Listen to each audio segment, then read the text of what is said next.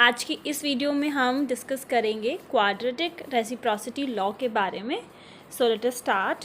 We have a theorem that if p and q are distinct odd prime then q by p into p by q is equals to -1 to the whole power p minus 1 by 2 q minus 1 by 2। सो ये जो theorem की statement है that is quadratic reciprocity law. यहाँ पर p and q हमारे पास दो distinct odd prime numbers हैं, then ये जो रिजल्ट है वो होल्ड करता है बाय दिस लॉ। सो इसको हम प्रूव करेंगे। We consider a rectangular region R excluding the boundary points. आप यहाँ पर देख सकते हैं हमने एक रेक्टेंगुलर रीजन लिया है एंड उसमें हमने जो बाउंड्री के पॉइंट्स हैं उनको एक्सक्लूड नहीं किया है। जिसके वर्टिसेस क्या हैं, एक तो ओरिजिन है, second is p/2 0, next is 0 q/2 and fourth is p/2 q/2। तो इसके हमने बाउंड्री पॉइंट्स को एक्सक्लूड कर रखा है और अंदर का ये रीजन लिया हुआ है। Now a lattice point whose coordinate are integers m and n inside the boundary OABC satisfies both these conditions। तो lattice point यहाँ पर क्या है जिसके coordinates कैसे हो mn, और यहाँ पर mn दोनों ही कैसे होंगे, integers होंगे। and क्योंकि हम boundary के points को नहीं ले रहे तो ये जो जितने भी boundary के points हैं उनको हम exclude कर रहे हैं, तो ये जो अंदर होंगे इस कोऑर्डिनेट को ये हमने m एंड n माना हुआ है। इसकी कंडीशन क्या है कि जो m की वैल्यू होगी, एब्सिसा होगा जो ऑन द x एक्सिस है, उसकी वैल्यू 1 से ग्रेटर होगी। क्योंकि m जो है वो इंटीजर है, 0 हम ले नहीं सकते तो कहाँ से स्टार्ट करेंगे, 1 से स्टार्ट करेंगे। 1 से बड़ा या फिर 1 के इक्वल हो सकता है। देन यहाँ पर कौन सा इंटीजर है हमारे पास, p/2, सॉरी जो हमारे पास पॉइंट है p/2 है। एंड क्योंकि यहाँ पर m एंड n इंटीजर्स हैं, ओके, और हम बाउंड्री पॉइंट्स ले नहीं सकते तो उससे पहले क्या आएगा, p-1/2। सिमिलरली यहाँ पर ऑर्डिनेट्स के साथ भी यही हम करेंगे। तो हमारे जो कोऑर्डिनेट है m एंड n, ये दोनों कंडीशंस को सेटिस्फाई करनी चाहिए। We will count these lattice point. If अगर मुझे पॉइंट्स काउंट करने हैं, मैंने मान लो x एक्सिस पे ये 4 पॉइंट्स ले लिए और y एक्सिस पे ये 3 पॉइंट्स ले लिए। अब मुझे ये टोटल पॉइंट्स काउंट करने हैं। So what I will do is simply 4 × 3 कर देंगे, ठीक है। तो उसी तरीके से यहाँ पर भी हमने सेम किया है। हम कहाँ तक जा रहे हैं, p-1/2 एंड ऑर्डिनेट की बात करें तो q-1/2। तो सिंपली अगर हम दोनों को मल्टीप्लाई कर देते हैं तो हम काउंट कर सकते हैं कि कितने एक्चुअल में कितने लेटेस पॉइंट हैं। सो हमने इन दोनों को मल्टीप्लाई कर दिया। This is equation number 1। The equation of diagonal OB is given by, so यहाँ पर जो डायगोनल है हमारे पास वो क्या है, OB। फर्स्ट पॉइंट है origin that is 0 0 and second point है p/2 q/2। तो यहाँ पर हम इक्वेशन लिख सकते हैं डायगोनल की through these point. First is this O and second is this point B। तो क्या हमारे पास इक्वेशन मिलेगी हमें, y-0 is equals to q/2 - 0 by p/2 - 0 into में x - 0। सो लास्ट इक्वेशन जो थी हमारे पास that was y-0 then q/2 then p/2 - 0, हम सिंपली मैं हटा रही हूँ यहाँ से, देन x - 0 x हो गया। तो by two we can cancel, तो हमारे पास ये इक्वेशन आ गई। Now we will show that no lattice point lies on diagonal OB। हम ये शो करने वाले हैं कि जो लेटेस्ट पॉइंट हम लेकर चल रहे थे दैट वाज mn, वो डायगोनल पे लाई नहीं कर रहा है। सो इन दैट केस हम सपोज करके चलते हैं कि जो mn है, जो हमारा लेटेस्ट पॉइंट है, वो लाइक कर रहा है उस डायगोनल पे। तो हमारे पास ये जो इक्वेशन हमने निकाली है जस्ट ऊपर, वो उस इक्वेशन को सेटिस्फाई करेगा। ये mn जो पॉइंट कोऑर्डिनेट है वो इस इक्वेशन को सेटिस्फाई करेगा। तो instead of x I can write m and instead of y I can write n। तो यहाँ पे मैंने रिप्लेस कर दिया। इसको हम जब शिफ्ट करेंगे तो हम ये भी लिख सकते हैं pn is equals to qm। So this implies that कि जो p डिवाइड्स qm, और you can say that this p divide m। क्यों, क्योंकि जो p एंड q है उनका जो GCD है दैट इज इक्वल्स टू 1। आपस में दोनों कैसे हैं, को प्राइम है, डिस्टिंक्ट हैं and they are odd primes, उनका GCD क्या है, 1 है। So which is not possible because जो m की वैल्यू है, यहाँ पर ये जो m की वैल्यू है, हमने एक कंडीशन लिखी थी कि जो m की वैल्यू होगी वो p1/2 से लेस होगी या उसकी इक्वल होगी। सो इन दैट केस तो p तो डिवाइड कर ही नहीं सकता। सो हमने ये प्रूव कर दिया कि जो लेटेस्ट पॉइंट है वो कोई भी ऐसा लेटेस्ट पॉइंट नहीं है जो डायगोनल OB पे लाई करेगा।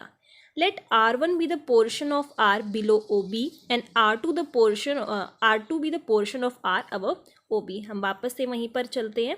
ये हमारे पास OB है. ये पूरा जो रीजन बन रहा था वो क्या था, हमारा टोटल रेक्टेंगुलर रीजन था. तो हमने इस डायगोनल OB के ऊपर जो रीजन है उसको हमने R1 एंड R2 जो है इस तरीके से नेम कर दिया है. OB के ऊपर R1 रीजन है, OB के बिलो जो है R2 रीजन है.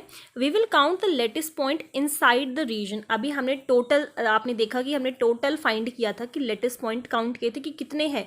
सिंपली P-1/2 और Q-1/2 को मल्टीप्लाई करके.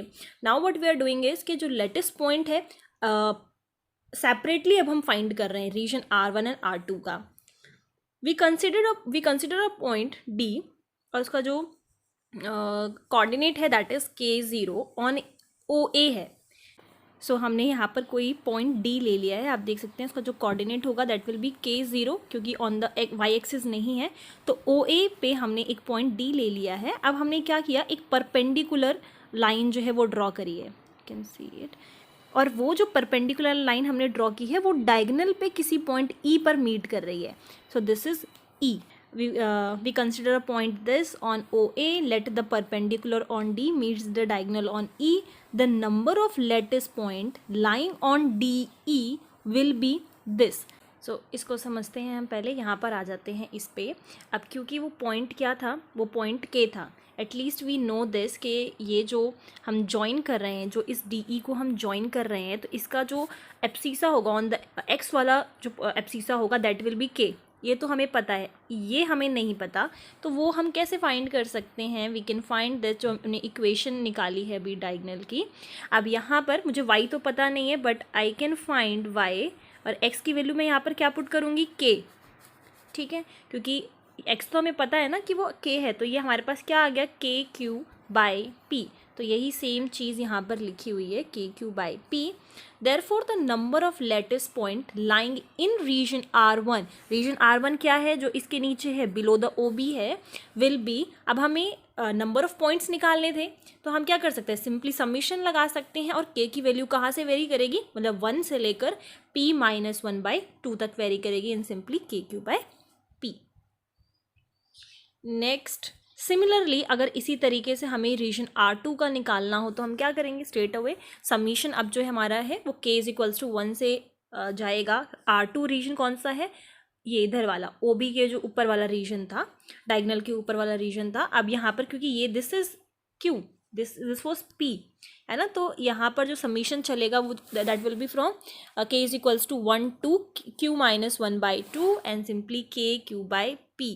अब यहाँ पर ये जो है अपोजिट हो गया है, वो क्या था, Q/P एंड x का कोऑर्डिनेट k था यहाँ पर.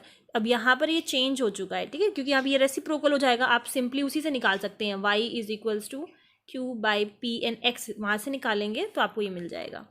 Then the total number of lattice point inside the region R will be. अब अगर हम टोटल निकालें तो क्या करेंगे, दोनों को ऐड कर देते हैं. रीजन R1 एंड R2 में जो भी होगा उन दोनों को ऐड कर देते हैं तो total number of lattice point निकल जाएगा. Sum from equation number 1 and 2 we have this. और क्योंकि हमने स्टार्टिंग में क्या निकाल रखा था, टोटल ऑफ lattice point पहले ही निकाल रखे थे दोनों को मल्टीप्लाई करके, तो हम इक्वेट कर सकते हैं इन दोनों को. इसको हमने इक्वेशन नंबर 3 दे दिया. By Gauss lemma we have. So Gauss lemma क्या होता था, बेसिकली A/P -1 का पावर n. सो हम गॉस लेमा सिंपली यहाँ पर यूज़ कर रहे हैं. Q/P into P/Q is equals to -1 की पावर जो समीशन में लिखा था, देन अगेन मल्टीप्लाई बाय -1 की पावर ये.